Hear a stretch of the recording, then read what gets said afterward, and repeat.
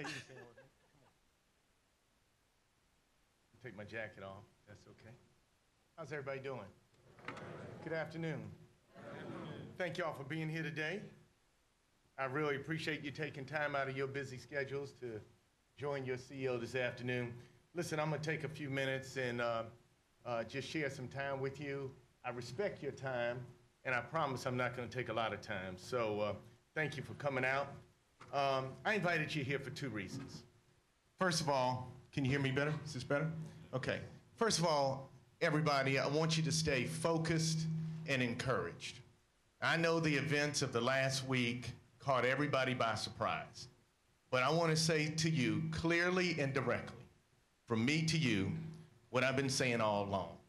First, foremost, I have done nothing wrong. I want you to hear that directly from me. Second, I believe in public service. Public service is a high and noble calling. It always requires personal sacrifice. My parents, who themselves were public servants, taught me that. My family, my wife and I, and our children, we practice that virtue each and every day. We know and understand and believe in public service, and we understand the sacrifices of public service, and those are sacrifices that we chose as a family, I chose with the support of my family, and that we are willing to make. And let me say that anybody who knows me or has objectively examined my record knows my character. So I stand on that character, and I want you all to know that, and that's why I want you to stay focused and be encouraged. Don't be distracted. Don't take your eyes off the ball. We have done a phenomenal work. This is a phenomenal team, and we are making great progress for the citizens of this county. So stay focused. The second reason I came today is to say thank you. I want to thank you for the good work you're doing. Like I said, this is an amazing team, and we are laser sharp. We are focused. I want you to know that we have been making great progress during the first 6 months of this administration. I think we have a report. Who has the report? Someone? Okay. As you exit today, I believe, as you exit today, you will receive a report that we have been putting together for some time that outlines the progress that we've been making. I want you to know from day one, when I became sworn in for my first term as your CEO, throughout that term, into my second term, throughout the past 6 months, I don't know what you may have heard, and if someone thinks I haven't been here, I don't know where they've been, but they not been paying attention, because my executive team knows, and many of you know, from our sanitation workers to the unions we've met with, to the constituent groups, to all the work that we've been doing during national county government work, that I am fully committed to this job. I am fully committed to you, and I'm fully committed to the citizens of DeKalb County. And I just want to read to you some of the highlights that we've accomplished. We have rebuilt our executive leadership team. We have hired a new chief operating officer, a new deputy chief operating officer. We have hired a new county attorney, a new public affairs chief. Who am I leaving out? Help me. A new chief of police. About to hire a new watershed management director, and I know I'm leaving some folks out, but in each of these decisions, I've been personally involved. As I mentioned, I met with our union groups. I know many of you all are interested in starting unions. I believe in unions. I believe in labor. I have supported you in that quest, and I am working with you and working with our union groups to make sure that that happens. I've met with our employee groups. I've met with pastors, and I've met with several constituent groups. In fact, I held 6 town hall meetings in the months of February and March, and many of you attended that. I've attended a number of community gatherings that many of you and other groups have invited me to, and a number of those have occurred on the weekends. I've worked directly with you to improve animal services and our permitting processes, and I've implemented a living wage increase for our lowest paid employees, but we're not done yet, because we're working on a cost of living increase for all of our employees in our 2014 budget. Every Monday morning, I meet with our executive leadership team and twice a month I meet with all department heads. In April, I participated in our month-long activities celebrating public safety and National County Government Month. And during that period, we recognized our community heroes. We held a forum on teen violence, and we swore in our new police chief, and I toured the county with him. We've been working. And in May, after several months of planning, we joined forces with the DeKalb County Public Schools and the Chamber of Commerce, and for the first time, we awarded $120,000 in college scholarships to graduating DeKalb County seniors. And right now, in the month of June, last week, met with the mayors, and in a matter of days, we're going to be convening a collaboration on city-county relationships so we can address these issues regarding annexation and municipal expansion.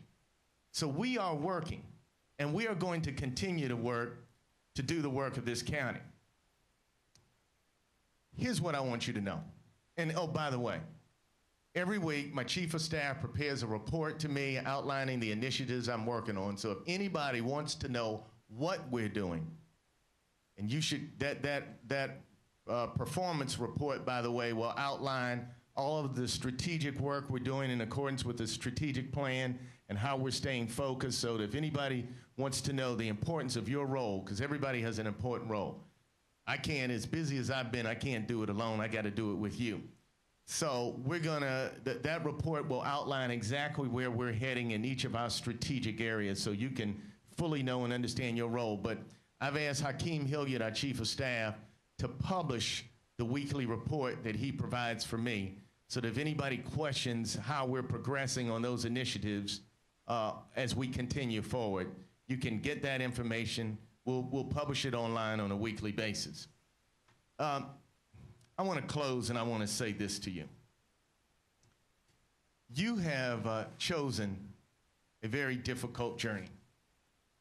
You have chosen public service. I didn't just choose it. I chose to join you in public service. It is a high and noble profession. It is a calling. We do it not because we do it for any kind of compensation. We do it because it is what we are called to do. And to serve other people, there's nothing better that you can do with your life. And when you do it the right way, and we've always done it the right way, then there is no higher calling than to serve other human beings. You are the men and the women who are in the arena each and every day with blood, sweat, and tears fighting the good fight. President Roosevelt once said, it's not the critic who counts. It's not the persons who sit on the sidelines and watch the people in the arena. LeBron James could probably tell you that. Oh, you know how the sidelines do. They cheer you when you're up, and they throw things at you when you're down.